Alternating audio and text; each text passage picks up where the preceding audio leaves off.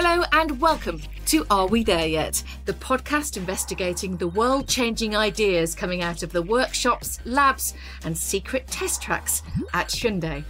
Taking us to places where flying taxis, cars which adjust our emotions and vehicles with rocket technology aren't just dreams, but are making their way into the cars we're driving and into our lives.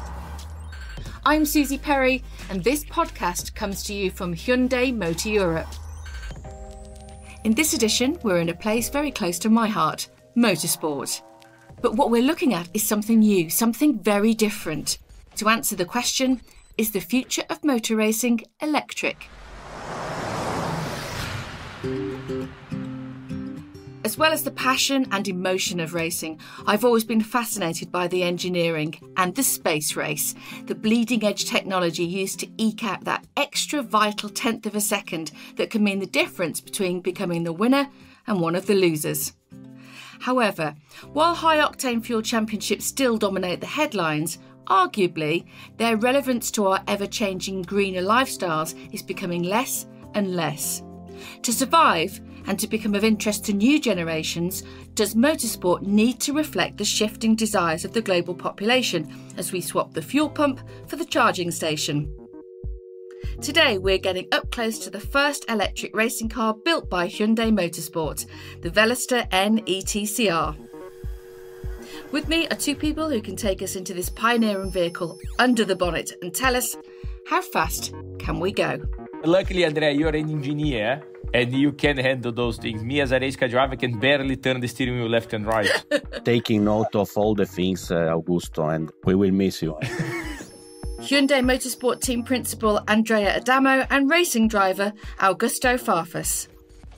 First of all, lovely to see you both. Thank you both for joining us. How are you? Very good. Everything's fine. Busy days, but luckily we are managing to get motorsport going again after a chaotic 2020. It's good to keep racing drivers' brains occupied as well, isn't it? Otherwise you get bored quite quickly, I think. Yeah, you're right. And for you, Andrea, obviously a busy man always, but a great project to talk about this year, and changes. So much has been going on for you since 2019, since heading up the motorsport division. For sure, we have seen in 2020 some moments where the situation was a bit more tricky, but I think it's also good to show to all the fans that things are going on with a different kind of entertainment, the new project, and I would say also giving a bit of a good mood, no? Andrea, Hyundai have a good track record in motorsport, winning stages in the WRC, two drivers' title in the WTCR, and of course the constructors in WRC for 19 and 20 that you went out and won in the last 2 years. Why are they getting involved? Why are you so heavily involved in electric? Because Hyundai is a very up-to-date brand, and so having the e-vehicles and having the hydrogen fuel cell system, I think it's important to show that we are ahead of the time or living our time 100%. And this championship with new kind of race car, I think, will be a good opportunity to show to everyone how wide is the platform of technology that Hyundai can offer to customers and to the world, let me say. So we are already present in WRC, in touring car, and this is an occasion that we cannot skip because we believe in sporty vehicles. The Hyundai image has been increased a lot during the last years for the massive improvement of road car quality and image, and keep going, pushing in all the possible directions. But of course, we have to be there, not just to be there for the sake, but we have to be there to win. And this is what Hyundai has shown in the last years, that every time that we are doing something, we are doing it seriously with the main target to win. Okay, let's talk about the Veloster N ETCR. Augusto, you're the person who maybe has the closest connection to this car because you've been the main test and development driver throughout the project. So how does it compare to touring cars? It is a race car like all other race cars. So how you approach the racetrack, the racing lines, it is like from any other car. But there is so much more technology behind it. And it's a technology which is so different that many of us which are involved on this project, we have started from our first prototype, making the car faster every session, learning every session. It is incredible. Yeah, it's the first pure electric racing car, isn't it, from Hyundai? It's a massive project. Can you just take me into the car with you? So you get there, and then you see this car which has no engine and has a completely different way of handling and preparing the car before getting out on track. And of course, it is completely silent. And this makes initially the first feeling very unique, because you start the car and then normally you feel the engine roaring, and there is no roaring of the engine. The engine is completely quiet. You press the throttle and it moves. So if it would not be for the lights which I have on the dash, which indicates me that the system is ready to drive, the car is completely quiet. And then you drive out and it's like going with no engine. You hear the sound of the wind blowing through the car with the speed. So like in Daytona, where we are going extremely fast, you really hear the wind blowing through the car, it's screaming through the car. You hear every single noise. So even if you have a screw which is not tight properly, you can hear that vibration, you can feel that vibration, because different to a normal combustion engine, where the engine overcomes most of the possible noise the driver might hear. There you can hear every vibration, every noise, and there is no gears. You have the pedals behind the wheel, they activate some other functions on the car, but you don't have to change gears. And this is strange, because even if you drive an automatic car, you go through the gears while the car is accelerating. That car has only one drive, and the acceleration is extremely fast. Yeah. You go to 500 kilowatts, it's impressive. And that, for me, it is the biggest challenge in that car, because you can drive from 300 kilowatts, 400 kilowatts, and 500 kilowatts exactly on the same car, with the same weight, with the same brakes, with the same tires, just by turning a switch. The top speed difference, it is not a little bit, it's enormous. And then you go on the brakes, you don't have the engine brake, you don't have the gears to downshift. So the brake application required by the driver is extremely fine. You lock the wheels so much easier. You need to be even more focused, because you need the precision level to drive that car is even higher, because you feel every action you do, you feel even more in your steering wheel. And I know a lot of race fans, they complain about the electric car not being noisy, not hearing the engine screaming. But there is so much behind of electric car which delivers from a different view, potentially an even better show and even more fun to the driver, and also will be able to deliver to the fans. What do you think the benefits will be for the fans then? First of all, this acceleration for the cars are extremely fast, and different than other electric series, we're going to go full on. Will not be so much about managing the energy. And it will be intense, because with the power you have and the power delivery you have, every driver input will make a big impact on the performance. So driver mistakes, you pay a bigger price, and overtakes will be potentially a lot easier. So I think the car allows a very different racing style and a driving style, which at the end the public will gonna love. Augusto, what do you feel you sacrifice when you go electric, apart from the fact that there's no noise? Talking particularly to myself, I sacrificed all those years of combustion engine experience. A new start for me, but for everyone, from the mechanics and the teams. And I think this would also will spice up a little bit the show, because we'll bring everyone back to level 0, and those which are going to be smarter, faster learners, being able to adapt better, will definitely have an advantage. Andrea, I suppose this is also an endorsement by racing drivers as well to show that they are taking electric car racing very seriously. Pure ETCR will be the first multi-manufacturer electric touring car series in the world, and the Veloster N will compete. And the dates have just come out actually for 2021, kicking off in June in Italy, and then it snakes across Europe for 4 races, ending the final race will be in South Korea. So how excited are you? For sure, the excitement is massive. No, we will go on circuits where normally the people always come to see races. We tried to pick proper circuits with proper also history. No, so something that is important to add in the mix. And the way we are planning to race, we're gonna keep people for 5, for 10, for 15 minutes fully on, fully connected and fully committed on seeing the action. So just take us through the format of how this racing will happen. There will be short and intense battles, fully on, a little bit like it will be on a football match when they go to penalties. Okay. You know? Yeah, Andrea, are we talking about a sort of rallycross style event here, which is very gripping for fans to watch and short, and you end up with a knockout format? Do you think it will take that kind of way? Yes, some 20-25 minutes battle between some cars on the track.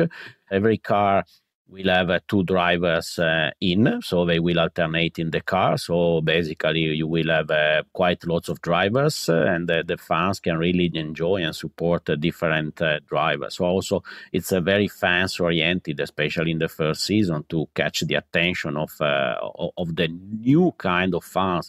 And, everyone will be very eager to fight and win. And what about fans, petrol heads, as they've been called over the decades? Do you think that they'll accept this form of racing as the future? Well, the world is changing, and of course, who does not love a V12, 7-liter engine, super noisy, and so on? I think it goes without saying. But I think what the fans really like to see, it is the action on track. Close racing. And the way we are planning to race, we're going to keep people fully connected and fully committed on seeing the action.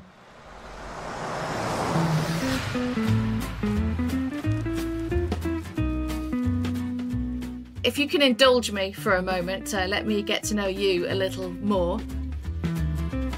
And I think it's always good to know, what was your first car? Andrea, your first car that you owned?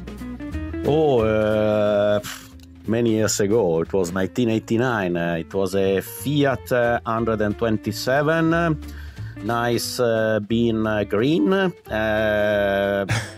I rebuilt it for some summers, still in my heart, because it's the first love, the first bicycle, the first, and this car is still in my mind. And I have to say, all my friends, I think, remember me with this 127 Fiat running in our mountain village with this amazing color that you cannot forget. It's an amazing feeling when you get your first car, isn't it? The freedom that it gives you, the independence, where you don't have to get lifts from parents or friends anymore, and it unveils a whole new world. But Augusto...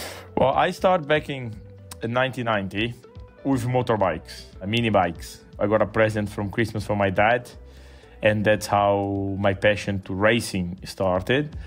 My mom was not so excited about the idea of her young boy being racing on racetracks, especially in 2 wheels. They tried to convince me to go to go-karts. My mom thought it was safer to be on 4 wheels instead of 2 wheels. And the first lap I did on a go-kart, I fell in love. Then I came over to Europe, where I did all the formulas on my way up to Formula One. I've been invited to do a test in touring cars with Alfa Romeo. And that's where the first time I met Mr. Andrea Adamo, who was running the project. He was one of the engineers. So we know each other from pretty 20 years. That made me feel old, but okay. Yes, so do I. Andrea, clearly for you, there was another part of cars that you love from the engineering side.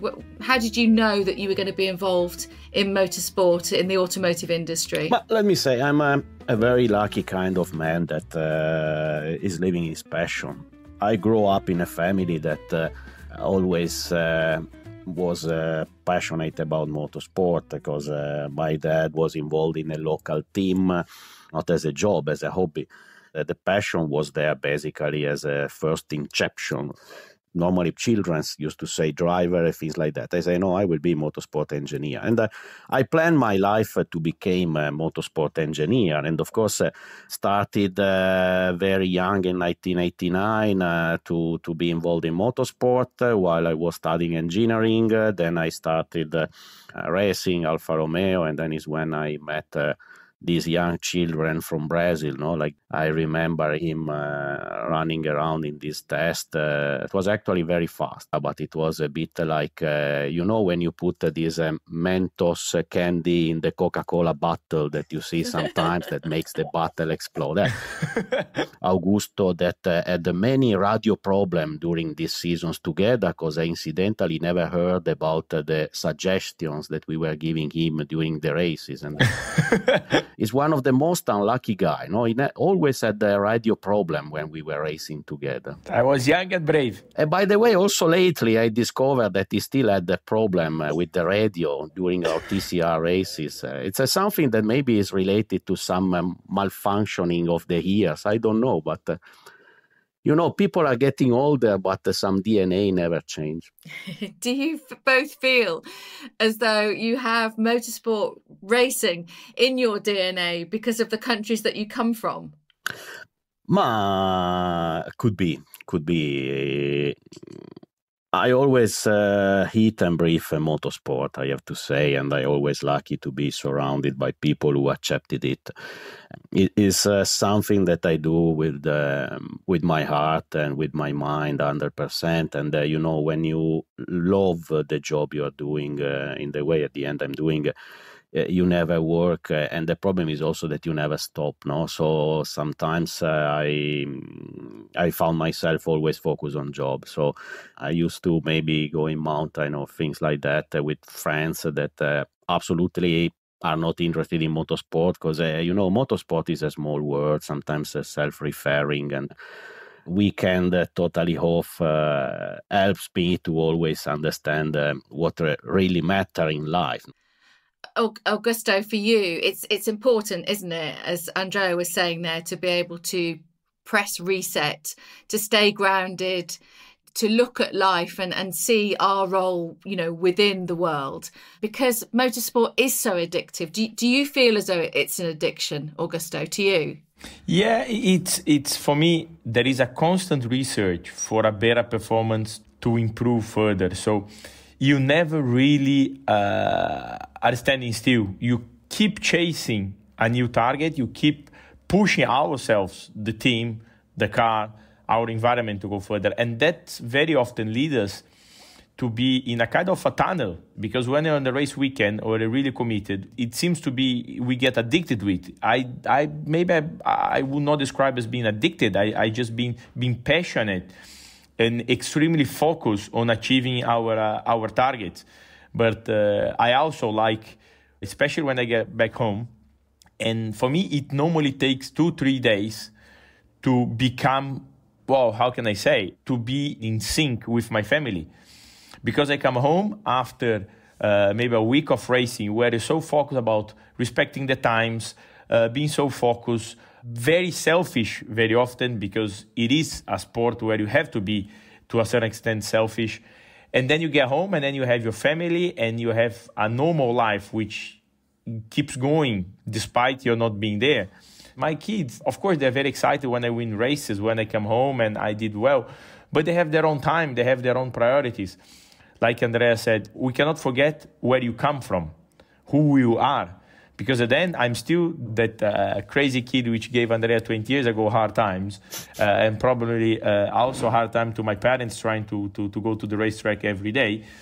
And also being part with people from outside of motorsport, for me, helps me a lot to just forget for a little bit that stress, that pressure which we go through, and just be able to recharge the batteries.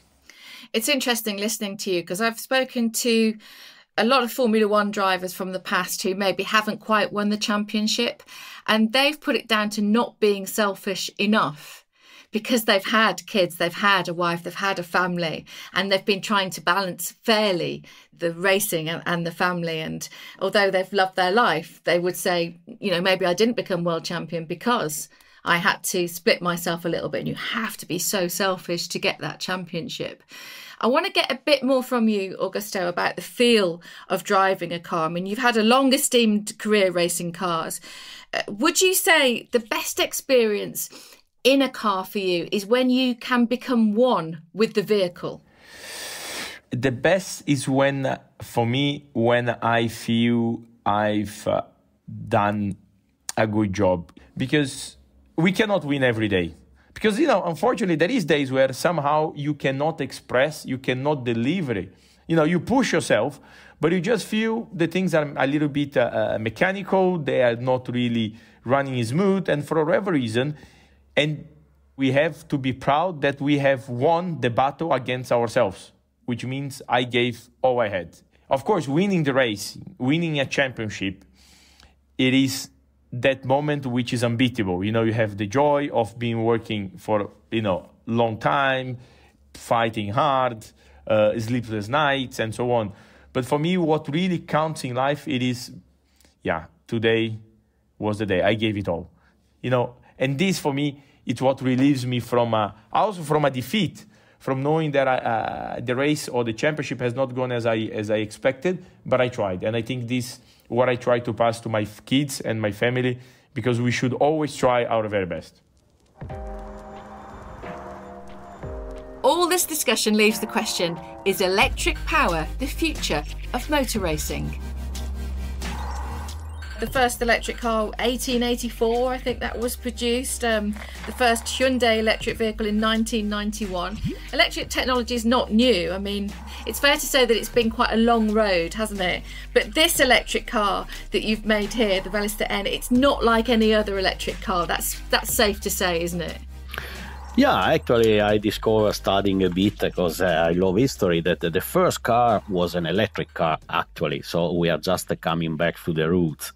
And the concept has always been, in e-vehicles, has always been seen as something for family, or something like moms and dad can use in downtown, free parking and things like this. And I think we are giving instead to e-vehicles a much more sporty image, because now we have a more and more sporty car also in the market, and that we have this kind of racing between brands, by the way, that is also important to say. Okay, let's get under the bonnet, or into the boot, actually, in this car, isn't it, Andrea? And find out the Veloster N, the magic that's within this car in terms of the engineering. How much of a challenge was it? The challenge for us has been a total challenge, a much bigger challenge than any other car, because if you would need to start to make a brand new car, but you start from a well-known base, in this case, was a white sheet of paper, but maybe we didn't haven't the paper even. And the car, you have to imagine that is totally different, because where you normally have the normal powertrain in the road car, now you have all the cooling package, because the cooling in these e-vehicles is even more important, because you have many things to cool down: the battery, the electric motor, the inverters. So the complexity of the systems is quite high, and you have to manage the thermal balance. Then you have to imagine that all the floor of the car is no more a floor, and the battery that is lying and filling all the floor. Agusto is quite laid down. It is a bit like a sport car. Then on the back, you have, of course, the electric motors that are driving the wheels, and with the inverters that are managing all the electricity. And so it's a brand new car. Of course, it became a rear-wheel driven car. So also the rear suspension is totally new. The weight distribution is totally different. What we try to keep at a very basic level, the aerodynamic, because these cars should be very close to touring car races, as Augusto was mentioning, so in kind of fighting each other. And the good thing, as Augusto said, is that this kind of e-races will not be based on power management. So the drivers will don't have to look at the battery lasting, so they can give all from the word go till the end of the race.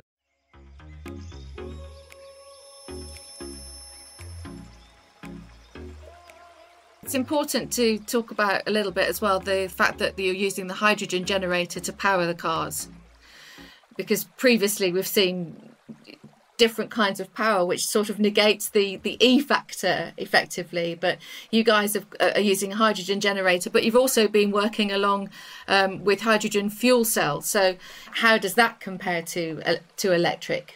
E-vehicles need energy to be charged, and sometimes if you use a diesel generator, you just move a bit far away the pollution from the car itself, but there is still something running out. Instead, the job that we are doing and Hyundai is doing is to supply the power to charge, so the electric power to charge the cars during the races with a fuel cell. So these fuel cell systems that will be supplied by Hyundai to the races, and all the races are really hydrogen systems. So we are having power from water somehow to let everyone understand about the system. So power is given from something that is a very zero pollution, basically. And this adds really something even more interesting for the whole ETCR world. Motor racing's often faced very difficult questions on environmental issues that we've touched on during this conversation. Do you think that electric addresses all of those issues or only some of them? How far have we got to go? Make me future teller, I will make you queen. It's difficult to know if... I'll take that. It's true also that standing still is never a good position. So to try to go ahead and making things and verify what you can do, it's always better. Augusto, this is a different world we're living in now. People are much more conscious about the environment. We reflect a lot more about what we're doing to the planet, whereas when I was growing up, we didn't really think about it very much. I don't know how you feel about that when you were growing up, but do you look at life differently now to when you were growing up in terms of the green element? Yeah, definitely. The entire world has changed. We all have learned that we have to care about the environment or about our planet. And I try, like Andrea said at the beginning of the interview, we are motorsport fans, enthusiasts, which travel around the world, burning fuel and delivering the show. And who knows, in 50 years, if combustion cars will still be able to race and burn fuel. This new period which is coming will last forever. I mean, now I think motorsport will keep changing for the next 100 years. Will keep evolving on a more cleaning, friendly environment. But also the ETCR are going to be racing in proper circuits, will be full on, will not be driving around saving energy. Motorsport exists because we have fans all over the world who are keen to watch us going fast on racetracks or on roads with rally cars. So, and the electric cars will be able to keep delivering the same show in a more friendly way. So cleaner, closer racing. And what about this incredible technology, Andrea, that's being devised? Will we see it trickle down into the cars that we drive, do you think? I think that is the point, and for sure to push the limit, the border more.